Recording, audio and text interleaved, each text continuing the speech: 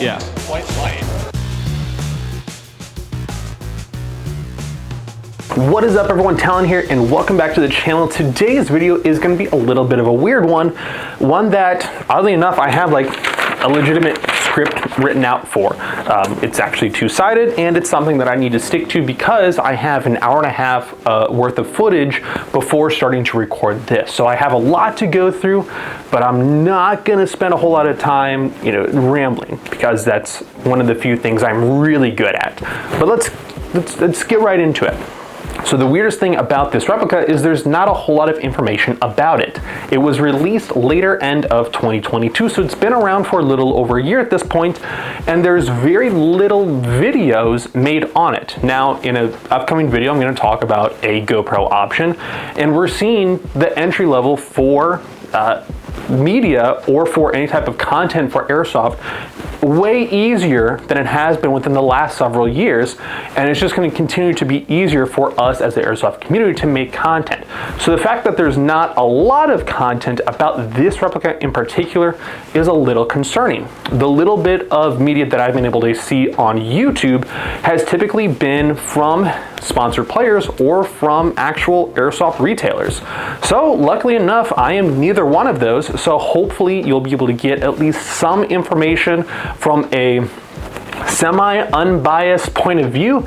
Now granted, I've not spent any significant amount of time behind this replica. In fact, have not been able to actually field it, but I'm hoping that from another point of view that is not, again, from a sponsored player or from an actual retail location, that might be a pertinent information for you if you are looking at picking this up for yourself.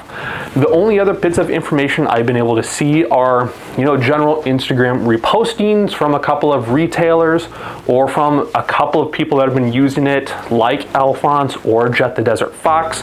Very pertinent and very critical when it came out to actually advertising and marketing this replica as it's coming out. Now granted, most of their videos were about the pre-production or the prototype model, which unfortunately didn't leave a very good taste for a lot of the airsoft community that was actually looking forward to this replica. And now that we have an actual release model, unfortunately not a lot of players, I have found out, actually know about this replica, and the few that actually do simply refer to it as the $1,200 LMG. So with that in mind, let's break down what is this replica designed for and who might actually find some usage in this replica.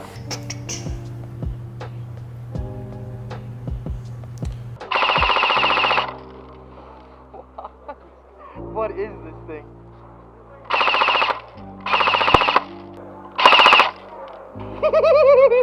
Yes.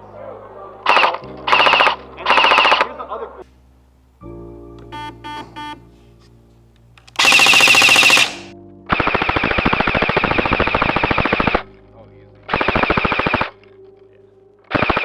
Right there, do it.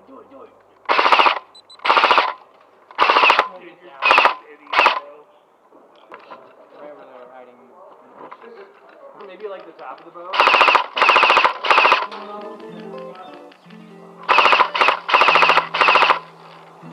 Fish! Fish!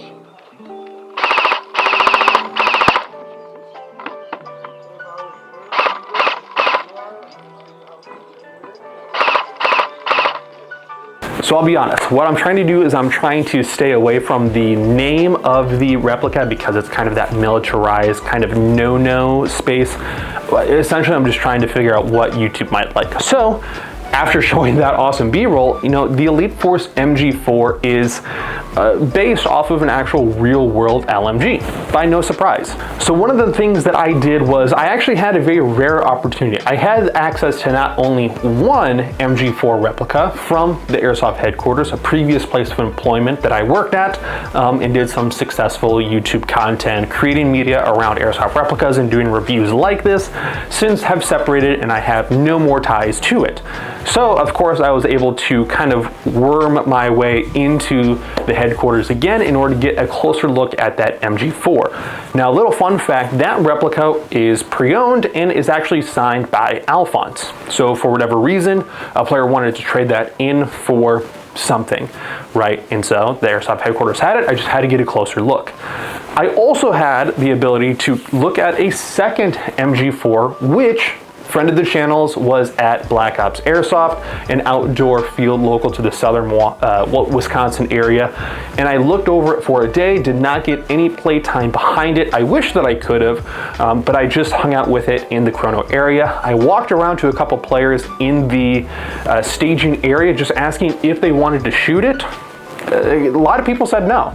They were under the impression I was trying to sell it, but in reality, I just wanted them to shoot it so I could get their 2 cents on what they thought. The biggest thing is, when I approached this video idea, is that I wanted this to be from the perspective of a player. However, given my history as a airsoft replica reviewer, I thought that might have put some people off. So I wanted to get an actual genuine reaction from the player base, because that's primarily what this is going to be for. This is for airsoft players in order to get their immersion on. That is not unusual at all. Oh, yeah, quite light. It's very, very light for it. Like it's got like the body length of like an M60. Now careful. It doesn't seem like 10 out of 10 for the price. Like if you were gonna go like do LMG route, like hardcore LMG, like you're well set for like sniper DMR. Like if you were to go LMG route, would this maybe be an option? For 1300? That's a little pricey. I get it. That's like I can get 5 guns on this. Yeah. Come try it out.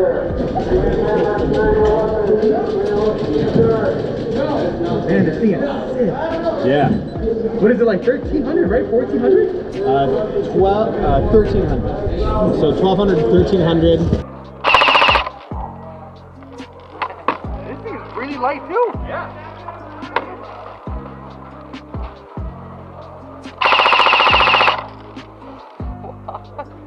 What is this thing?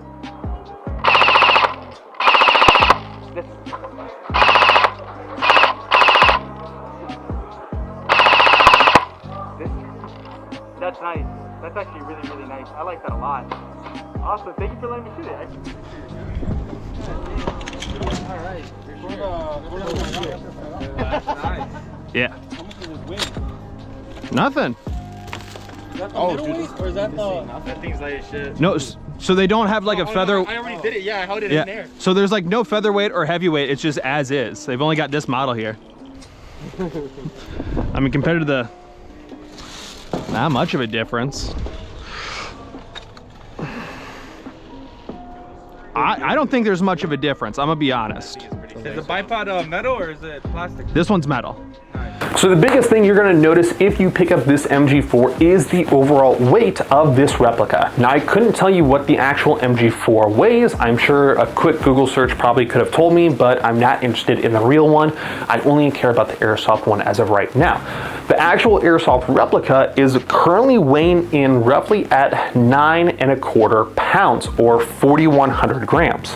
Now, while I was at that outdoor field, I also had the opportunity to carry one of the Featherlight MG4s from Cybergun, which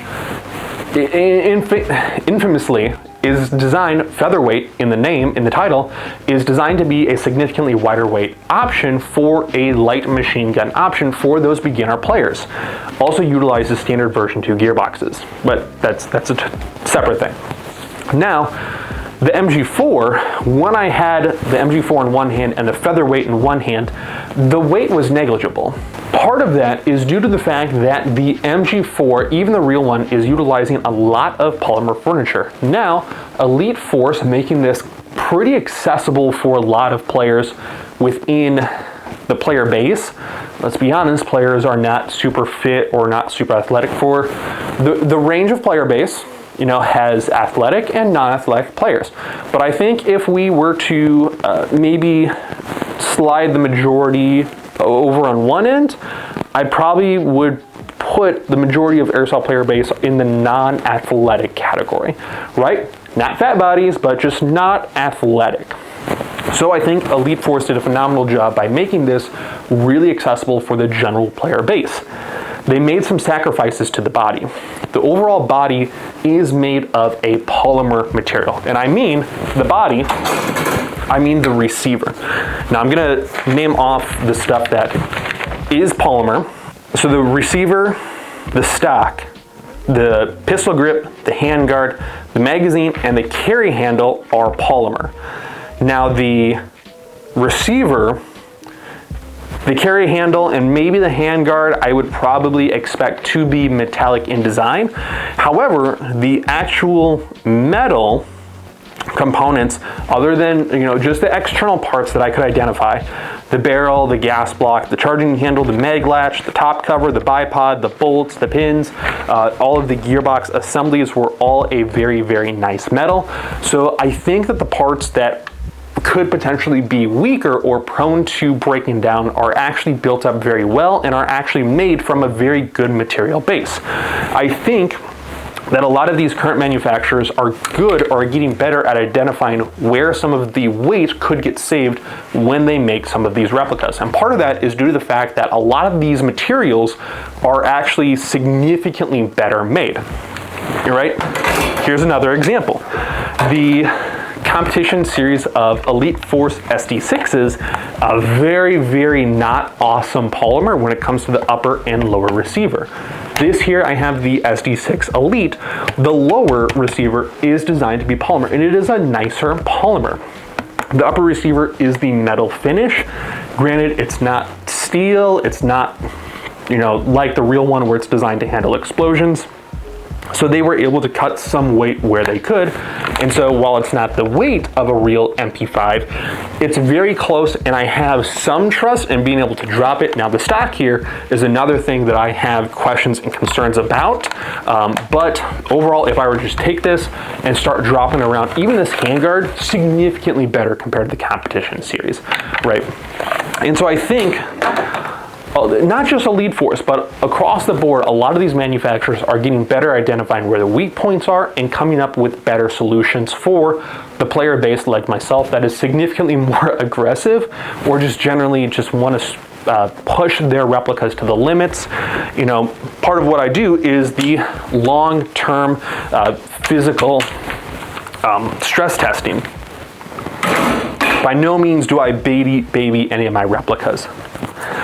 Again, on tangent. So even with me talking about where maybe some of the shortcomings are, as of right now, we don't have anything, probably because not a lot of players are utilizing it, but as of right now, we haven't seen anything of the MG4 breaking down from the player base. Well, we did about the prototype. The prototype's a different story. So while I don't have the MG4 here, what I would like to do is a very quick tip to butt. The only little asterisk or disclaimer is that I don't have an MG4 in front of me, but I have plenty of B-roll. I'm also not going to break the gearbox open because I didn't have any instructions to do so, and I don't have any insight as to the actual internals of the gearbox because Eliteforce would not get back to me. But talking about the actual tip or the muzzle of the MG4, overall it seems very standardized. I would assume that a 14mm counterclockwise threads are underneath there, and I would probably assume, like other VFC replicas, look at the Avalon series. I'll bet you the exact same way you disassemble those muzzle devices is the same way you would get the MG4 off. The actual barrel system of the MG4 was overall very, very, very long. However, I don't think that it was very unmanageable. Overall, because of the lighter weight construction of the MG4, it was actually very easy and very manageable to move around and maneuver. I didn't have any problems. One of the concerns going into it was how long that barrel was. The only thing in gameplay, just be very careful where you put those bipods because you've got about a foot of barrel sticking out from the bipod point. So if you're trying to stack up inside of a window, just be careful of where your muzzle is protruding from, because that's a very good identifier to other players where you are positioned, and you might just get a frag in your window. So just be very careful where you are positioning yourself. Flip up front iron sights, very standard when it comes to any type of airsoft replicas. They work, I'm assuming. I've hardly ever used one, especially when it comes to indoors. Essentially only utilize my tracer unit to identify where those BBs are going, especially if it's like an LMG, which I don't have my LMG here, but I did recently pick one up, and we'll do a video breaking it down, but I do have one. in the very near future. So right behind the flip up iron sight, for the front one, we do have a pretty flat slot where the barrel is, but we do have Picatinis on the left and the right hand side for any type of guys that are going to be doing flashlights or maybe some type of lasering system. I know that with previous milsims I've had to do like a color coded white light in order to identify which team we're on. So our unit was a green flashlight, so we would turn that on and flash it whenever we were in windows on the 3rd or 4th story in order to identify to other teammates what unit we are, so we could have that as our identifier. But overall, from like an LMG standpoint, probably wouldn't utilize white light, probably because if you're going to be indoors, most airsoft event coordinators are not going to allow for indoor LMG usage, and they typically don't at night either, because, you know, it's harder for players to identify what that minimum distance is. But of course, if you go to maybe like Milsim West or Centurion, those games might have a little bit different rules, so you would have to check in with them. Right behind the left and right hand side, so that 3 and 9 o'clock position, Picatinny is going to be your sling points. They are ambidextrous. The MG4 is not exactly an ambidextrous design, but you can put that sling on either side, whatever your personal preference is. Let's talk about the handguard. The handguard, polymer in construction, actually feels very, very solid. It didn't have any wobble to it compared to maybe some of the older school A&K MG4s or M60s that are designed to just have a couple of pins and screw bolts in order to hold that handguard into place on the front there. That can get loose over time. The MG4, as of the models that I did have access to, were very, very, very solid, and I couldn't exactly identify where they were anchored from. But in the movement and the maneuvering that I did do with it, it overall seemed extremely solid, very comfortable. I will say it is a wider grip, and it is a little bit harder from a user standpoint to, especially when you've got that box magazine fully loaded up. It's kind of weird because you're going to put your hand either on that box magazine, which is going to have a very nice feel to it, but it's going to be in tight. With how much barrel length you have off of the magazine, you're going to want to grab around, but you can't grab under because you have this whole box magazine sitting right here. So you have to do like a weird C-clamp over the MG4, but you're really not supposed to because of how hot that barrel is. You know, technically speaking,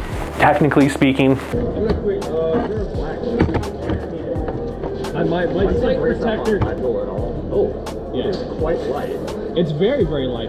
Yeah, like it's got like the Maybe there or something. Ren gun. Yeah, like no, like. but it's airsoft. It's not going to create a hot barrel. Hold the replica however you want. However is comfortable for you.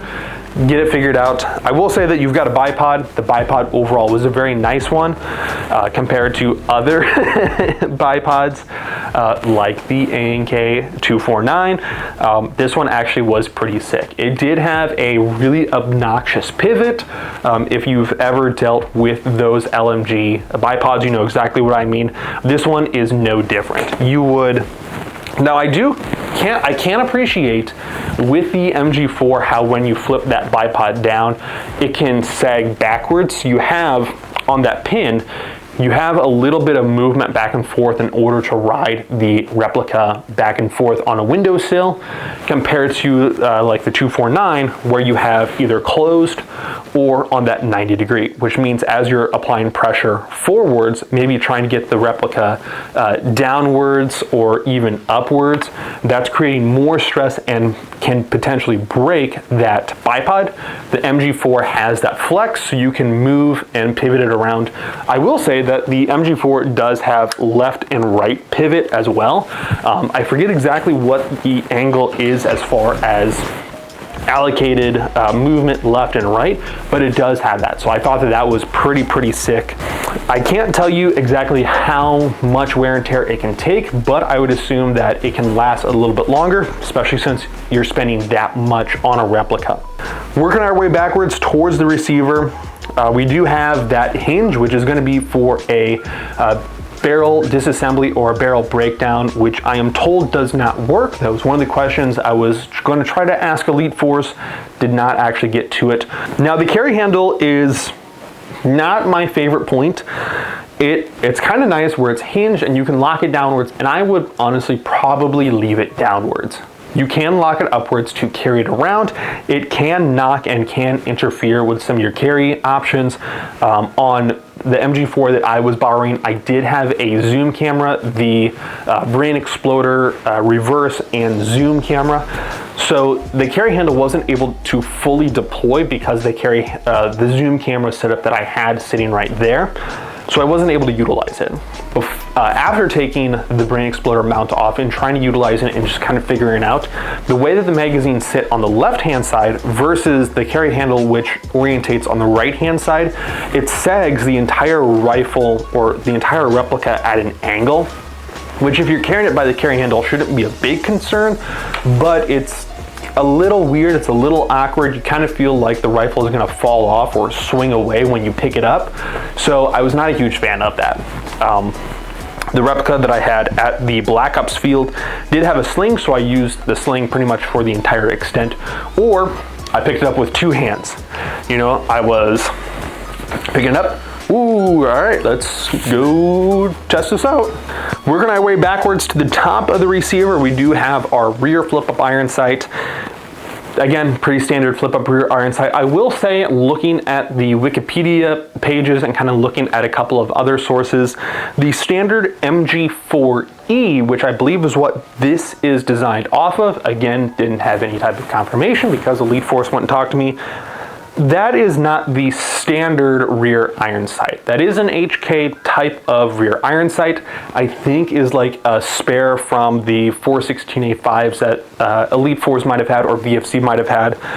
So I think they threw those on there instead of just remaking the correct MG4 rear iron sight. But what do I know, right? The actual cover does hinge up and it does have some spring to it. What is weird about it is that it looks like you have to pull it backwards in order to hinge it up. I believe it was a forward hinge. It looks backwards from what it actually is. And when you actually open that, that's what opens up for the actual internal hopper system, and that holds the 800 rounds. That also is going to be where you can get access to your hop-up unit, which is a rotary style, so you can change that on the fly for heavier weight BBs or lighter weight BBs.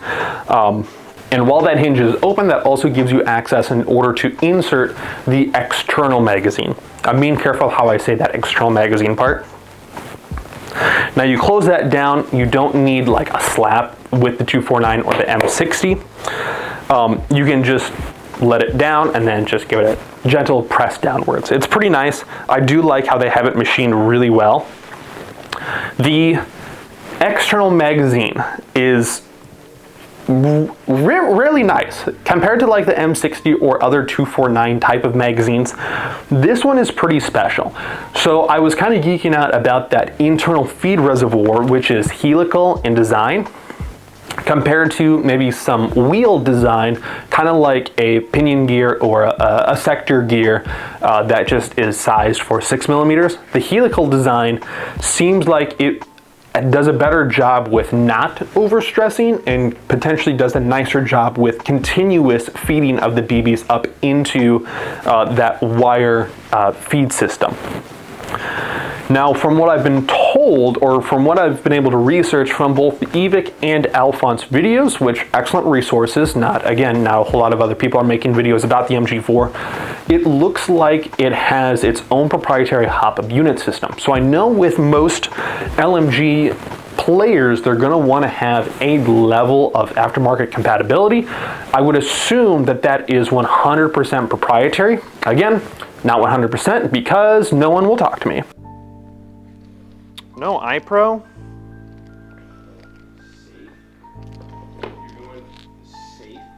I have standards. They're low, but they're standards. Right? Oh my, this is so long. Why did you not feed? Is an excellent question. Okay. If I was a new player, where would I find the magazine loading switch?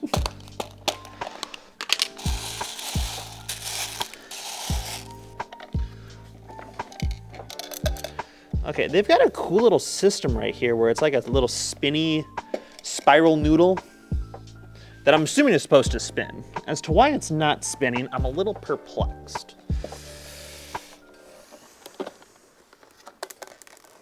And there's no like switch. Typically there's a switch in order to get that to activate.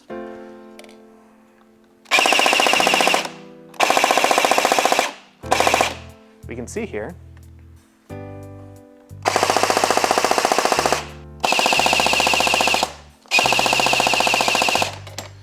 So it's wanting to load. We'll put a couple in there. Oh, there we go.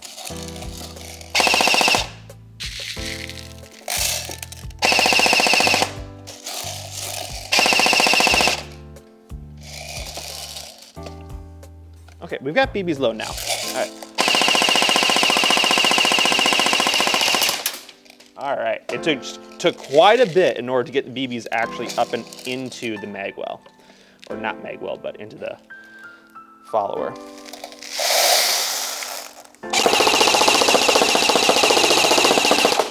A couple of skips, but that's okay.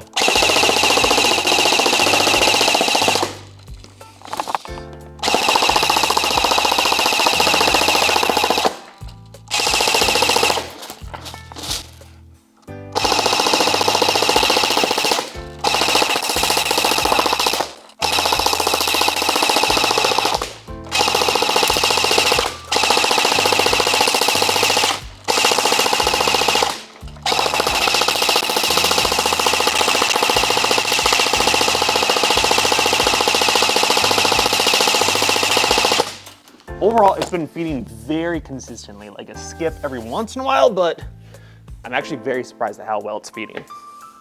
So there's a little bolt similar to like the 249 style, the feather light or the heavyweight. You gotta press that in as you pull that box magazine up. Even though it goes in with a really soft like spring load, you have to actually press that in order to pull it up and out. I'm actually very happy how well it fed.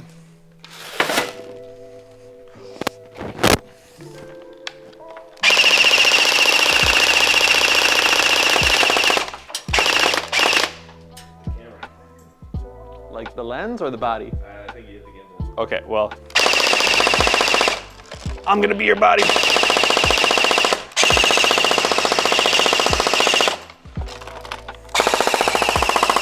I'm just trying to get the BBs out. You know?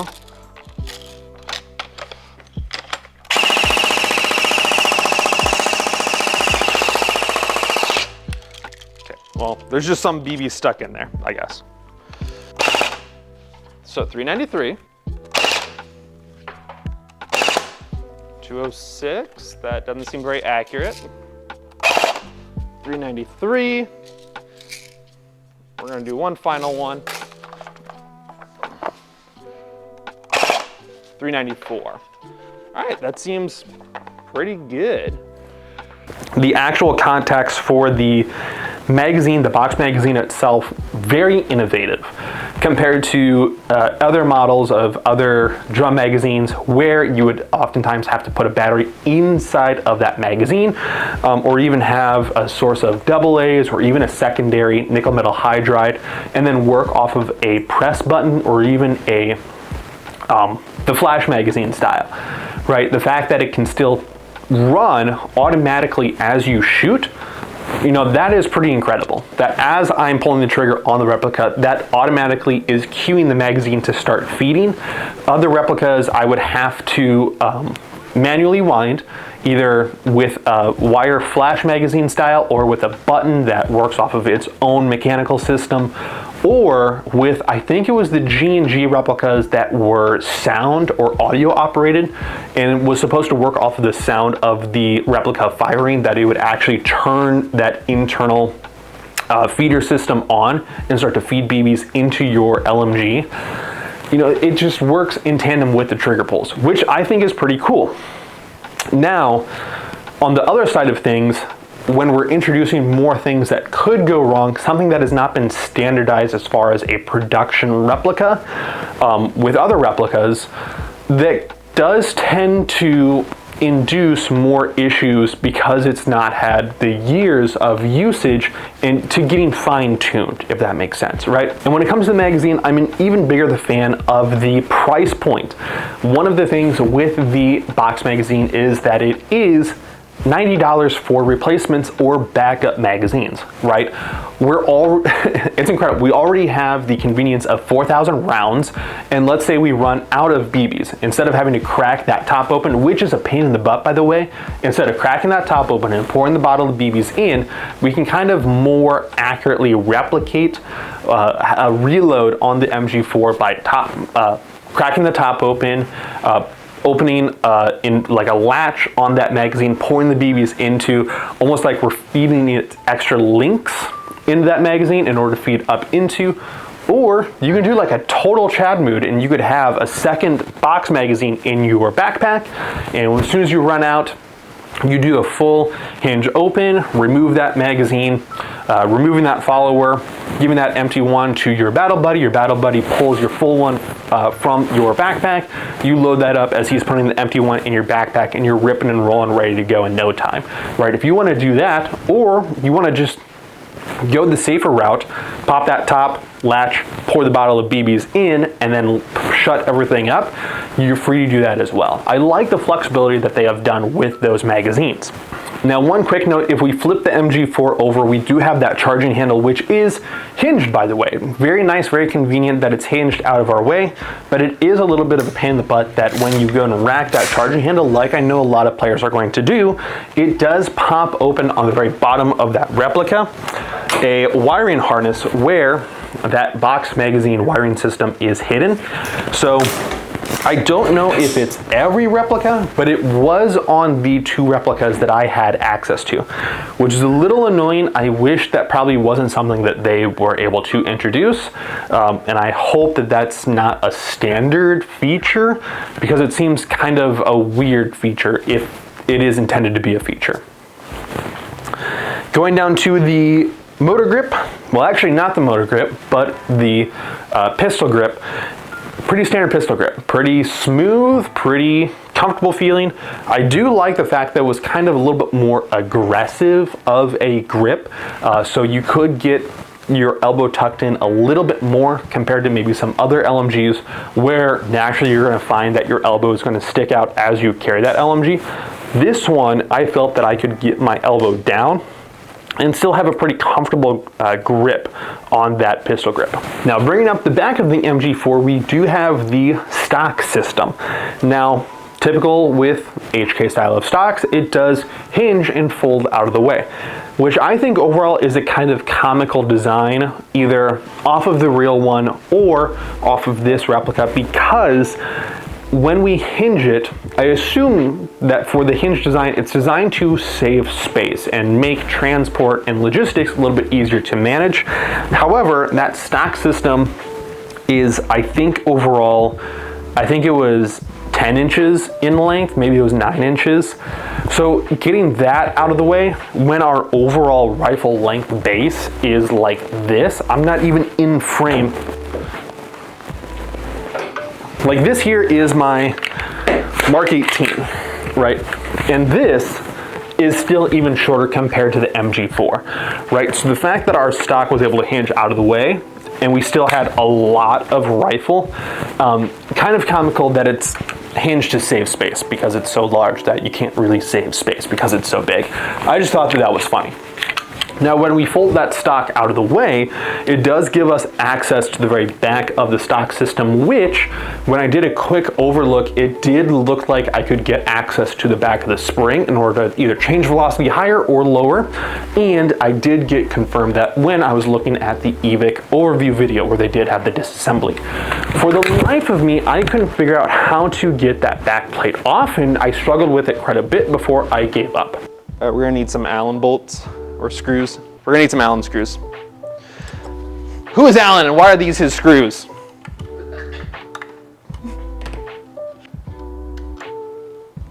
Okay, thank God. Little small guy. Little small guy, shy guy. Small Allen.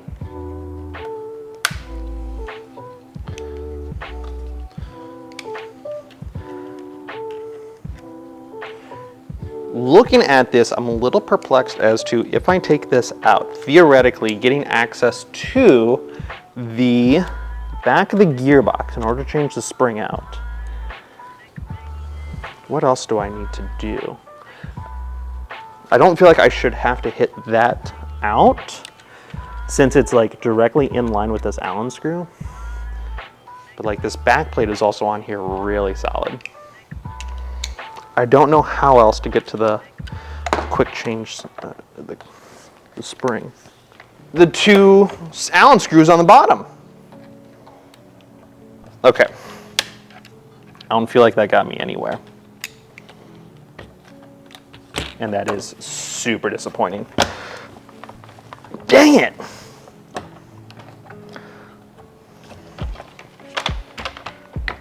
Now the problem is that this Allen screw is like directly in line with this big bolt here. So I don't feel like I need to hit this bolt out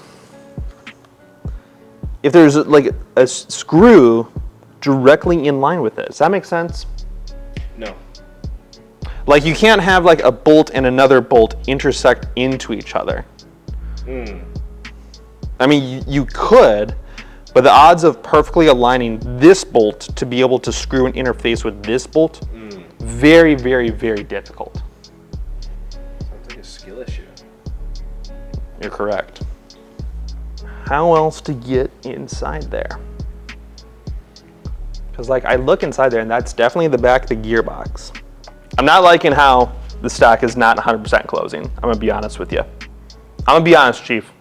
I also don't know 100% if, actually, there's a little bit of spring on these guys. I can definitely see it's kind of getting worn out down here. So there's a little bit of flaking here.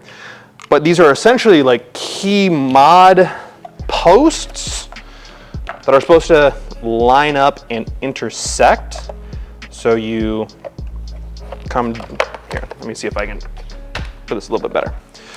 So the way the key mod intersects is you go a little bit lower and then push it up, and it's supposed to have a little bit more solid of a click. And on the bottom here, there's definitely a lever in order to make it easier to get access to, I'm assuming, getting this out. But I think previous owner may have not realized that switch because even pressing down a little bit is a little too easy. That's a little bit of a concern for me personally, is when I've got such a long and heavy rifle, even without the box magazine, when I've got the stock tucked underneath my arm, is when I come up and present with my plate carrier or chest rig, that little bit of pressure right there already has the plate of the stock removed and it just fell out. So that's not a great look. I'm not a huge fan of that. I've got another rifle that once I've got the battery put into my gun, I intentionally will electrical tape my butt plate to the stock itself, so it doesn't come out on me on the milsim. It's annoying whenever I have to change that battery out. In theory, this is my theory right now, I haven't actually tested it because I haven't ran this. My theory is that you're going to need a larger capacity of lithium batteries, such as the Titan Powers here, the 11 ones I've got. Now, if the battery for the gun is also getting divided in order to power the box magazine, you're actually going to run through battery significantly faster. In airsoft, I've always said that you're going to typically use 1 to 1.5 milliamps per round. With it feeding the box magazine, that might actually be like 2.5 milliamps per round. So in a box magazine that is over 2,000, you might not be able to feed an entire box magazine on just one battery here. So you may find yourself with having to swap batteries very frequently, which is going to be annoying when you have to re-electrical tape your plate to your stock, and it's going to be a whole ordeal.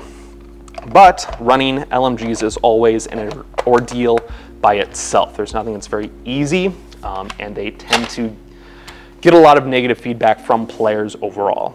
It's my immediate thought process.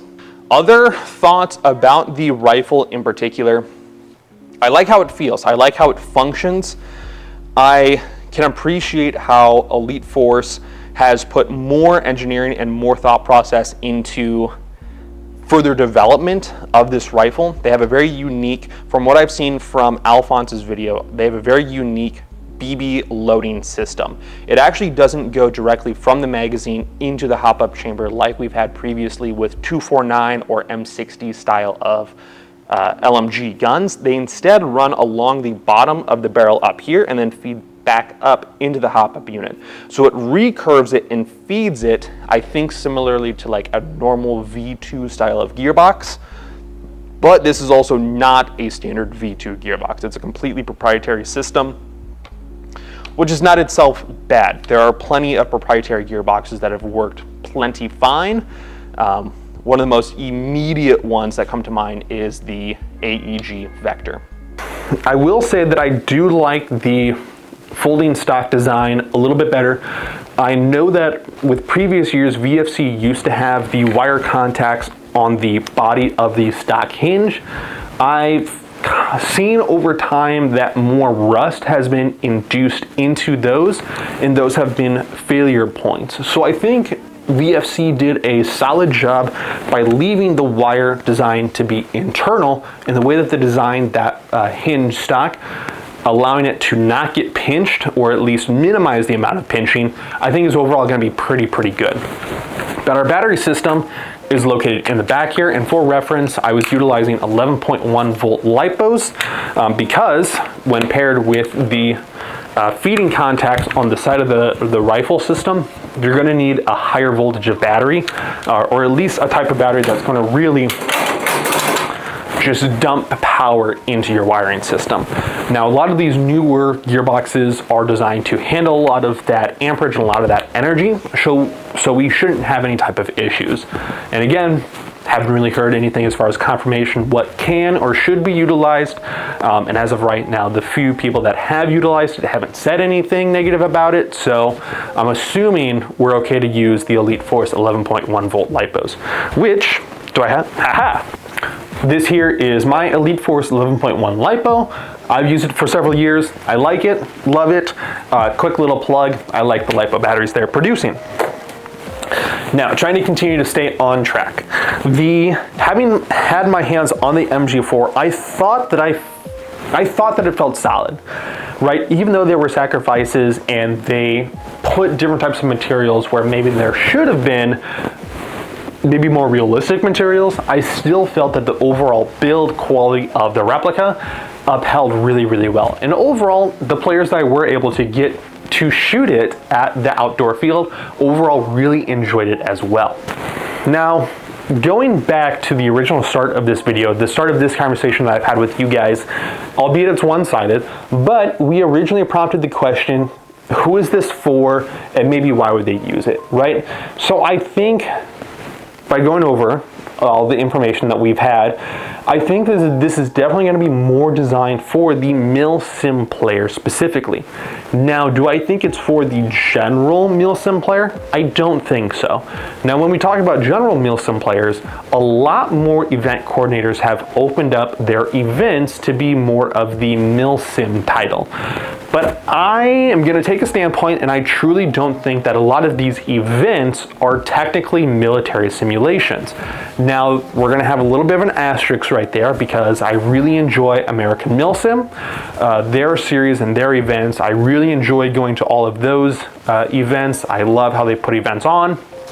Now, I'm going to kind of maybe shoot myself in the foot. I really don't like how Mir Tactical puts on some of their events, right? They call their events milsims, but overall from a player standpoint, I can't say from personal experience, I've never been to a Mir milsim event, but overall the general player base from hearing what they thought about Mir events compared to American Milsim, compared to Third Coast Airsoft, and even looking at Centurion or even milsim West, the overall consensus was that not a lot of players liked Mir for the milsim aspect. They tend to look at it as a glorified walk-on. You spend some money and you get access to a pretty cool event that you pretty much just play team deathmatch for the entire weekend, right? Not really a milsim. Now, I will definitely give milsim West total credits and total regard, like they are the milsim place. I'm also going to also offer that to Centurion Airsoft. They for sure are going to be more of that milsim aspect where you have very specific rules, you have very specific kit requirements and regulations, and you are spending all 40 hours on the field, right? They take that to the next level and full on them. It's not for me. I think American milsim or maybe even Third Coast kind of sit well within my wheelhouse. By all means, go and do whatever you want. So I think that the MG4 sits definitely within that milsim West or that Centurion Airsoft role set or player base specifically. The overall American milsim event coordinators or even Third Coast are a little bit more flexible as far as what they would consider light machine guns, and they have the Crytek LMG as a LMG or light machine gun, which again is kind of within that gray area because technically the M27 should be, but it's also not depending on the event. So there's a little bit of back and forth. So that being said, that technically limits or minimizes the amount of players that will get their money's worth out of the immersion and out of the actual look of the MG4 specifically. Not to say that you couldn't take the MG4 and take it to any event for that matter, or albeit you can't even, I'm not saying that you can't take it to your local field either, but I think that it sits more within those regards compared to those events compared to your normal walk-ons. And the other thing that kind of supports that is this is a $1,200 replica. So not your normal player is able to pick this up in order to go out and utilize it to its fullest. This is going to be $1,200 for the player base that is going to strictly utilize it and strictly use it for that replication of that unit or for that role specifically. And good on them. That's what it's there for. I am all for it. But even if I were to pick up the MG4 and I were to go and participate in a lot of these events, I would feel like I would need to dedicate a lot of time to participating in those events to really get my money's worth. And that ultimately is a question down for you. If you're looking at picking this up, is this a replica where you're going to get your money's worth? It is, I'm not gonna lie, it is a lot of money up front with not a whole lot of capabilities for aftermarket conversions. I believe you could probably HPA this, you probably could do some minimal AEG upgrades, but overall, as far as like changing everything farther down the line, I couldn't tell you, right? Now, before we actually wrap this up, I want to leave you guys with a little bit of information, right? Throughout all of this, I talked about, unfortunately, how Eliteforce was not able to answer any of my messages, which is kind of a shame, right? You would think from a player standpoint that you should be able to reach out to a company or an organization, especially if you're looking at more information about a product, or you might potentially have issues with whatever product you purchased. And this comes at a hard backhand because I am a huge, huge, huge fan of the options that Eliteforce presents. For the longest time, running a VFC Avalon Series Mark 18, recently traded that in for some other options, like we'll talk about in a short upcoming video. But I also talked about the Elite SD6 that I have off to the side here. And I have here the VFC or Avalon series of MP5 on my back counter that I've loved and I've raved and I've talked about forever. And I'm sure I've borne a lot of my audience to death, not only on this channel, but on previous channels about how well it performs, right? So I have ranted on and on about how happy I've been with the options that Eliteforce has produced. And I've made many review videos on their products. I utilize the Eliteforce Glocks. Again, a lot of shit for utilizing the VFC ones and not getting the Tokyo Maruis. Now, just because Eliteforce doesn't want to talk to me doesn't mean that I'm not gonna like give up on liking a lot of their products. But let's kind of break this down, right? Let's kind of break this down. Over the years, I've had the wonderful opportunity for some people that I look up to and a lot of people that I respect and have followed over the years get a lot of, give me some tidbits, especially since I shoot myself in the foot every once in a while with some of the videos that I make. So what I have here is I have a scale, if you will. I have here a beginner, and what this is going to illustrate is where I think certain people, myself included, stand when it comes to the overall experience or know-how or how embedded you are into the industry. So we have here a beginner, no knowledge about anything airsoft whatsoever, just going to a field and picking up a rental. Ending all the way at airsoft company. We'll say Eliteforce, or Crytek, or G&G, or name any other airsoft company, right? They are the know-how, they know exactly how the industry works, and they are the ones to get stuff done. Starting here at beginner. From beginner, you probably get a little bit more experience, and you probably maybe end up like myself. I'm gonna put myself right there. Now you get a little bit more knowledge, you get a little bit more know-how, and maybe you become an actual field owner. I'm going to put that right there. Now you might become someone who has a lot more maybe knowledge. You make a lot of friends with people within the industry, maybe with that airsoft company. You might become someone such as US Airsoft is the first name that comes to mind. Matt the Musketeer, even Dutch the Hooligan, those are other names that come to mind. Now, let's continue onwards, and then we have this mark right here. Now this mark, I believe, represents people that are very vetted with those companies and are very close to the actual company members and may potentially be company owners.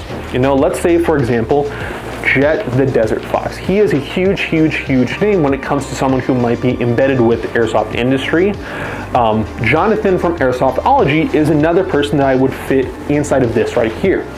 Now again, he works very close and is actually the owner of Senpai Distribution, again, airsoft company. So they are both field owners, players, company owners that are going to be airsoft specific, and then we have actual airsoft company members. Now, for the sake of maybe shooting myself in the foot, remember how I said I was right here? Unfortunately, there might be some things that I say that just don't make sense, or I have no information or knowledge on, and unfortunately, I just am flat out wrong, right? Sometimes those videos make their way all the way up to said airsoft company, and then I have people from here coming and approaching me and saying, "You're a fucking idiot," right? Now, some of those people that are significantly nicer and maybe are more empathetic with the situation I am in, such as US Airsoft, he has been kind enough to reach out to me. By no means, I think we're friendly towards each other, but by no means do I think we are friends. But he's been very, very respectful, and I very much appreciate him and respect him and what he has done for the industry, or for the community, I'll say. Now, one of the things that he has shared with me is, hey, if you can't find the information, just reach out, and a lot of times these reps want to just talk and give you correct information. Well, documenting this process and documenting how many times I've reached out to Eliteforce and to the people that I've reached out that would be a representative of Eliteforce is kind of staggering, right? Coming from maybe the position of an actual beginner player, I am not going to know someone who is actually embedded with Eliteforce. You know, I am familiar, I would say I'm probably more familiar with Eliteforce and KWA compared to other companies. So there has been one person I've been able to reach out to directly, but companies such as Crytek, LCT, Lancer Tactical, ASG, I have no idea who's who, right? No idea. right? So I need some help in that regard. So when I go to the Eliteforce/Umrex's contact us page, and I'm writing down information like, hey, I've got some questions about the MG4, and I get no information back or a reply back, that's a little concerning. So after a little bit of a grace period, I reach out to, I first message the Eliteforce Facebook page, and then I message the Eliteforce Instagram page. Now the funny thing about those is I know that the Facebook and the Instagram, even more so, are very, very active. They're constantly liking posts, they're constantly resharing, and they're constantly making their own posts. So I know that they're very active, right? Someone has to be on there and they have to be able to read messages. So, funny enough, on Facebook, someone actually did read my message, but I got ghosted. So then I reached out to, or I tried to reach out to, the company that I worked at previously. I know who the contact is that the airsoft headquarters had, so I tried to reach out to him, no response. I reached out to a local guy, Paladin Airsoft Solutions. He is now a Eliteforce distributor, so I reached out to him and I'm like, hey, can I talk with your Eliteforce rep, Umrex rep, and just ask him some general questions about the MG4? And I got a confirmation. The rep and I chatted back and forth only a few times, and then I just got absolutely ghosted. So it's kind of a shame that that had to happen, and it did happen. And again, by no means am I saying don't purchase Eliteforce products. Continue to support companies that you like, and by no means should this be any type of measurement for Eliteforce. This is one circumstance. It's a shame that it had to happen to me because I like Eliteforce so much, but I really want this to be more of a, hey, if Eliteforce is not reaching out to you, just know that someone who is familiar with Eliteforce for a long time is also not getting a whole lot of information back. I have no way of knowing if this will get to Eliteforce. I hope that it does. Again, no hard feelings towards Eliteforce. However, I tried to reach out more than once through multiple venues trying to get a hold of you, and I'm not sure exactly where the ball slipped. Hopefully we can get this figured out so that the general airsoft community can have a good, clear line of communication with any type of issues or any type of solutions or just general questions that the community might have, right? So that's a shame, but it happened. So if you guys have found this at all useful, go ahead and give me a thumbs up. If you can, this is a little late in the video, but if you can, share this with someone who might be able to find this information as well, or someone who might be looking at an MG4 for yourself. This was mainly an MG4 video. Unfortunately, I ranted about Eliteforce at the end there. But overall, I hope that this is very good, informational, educational content for you guys. I don't have any gameplay with the MG4 coming out, so unfortunately, I'm just not able to provide for you there. But I do have another machine gun that I teased that I'll be talking about in an upcoming video, and we'll be doing for 2024. I'm pretty excited because we'll be hosting that. And we're going to be specializing in that guy down there as well. No spoilers as of right now. We'll get to that in a future video. So if you guys like, comment, subscribe, share, I'll see you guys in the next one. Take care.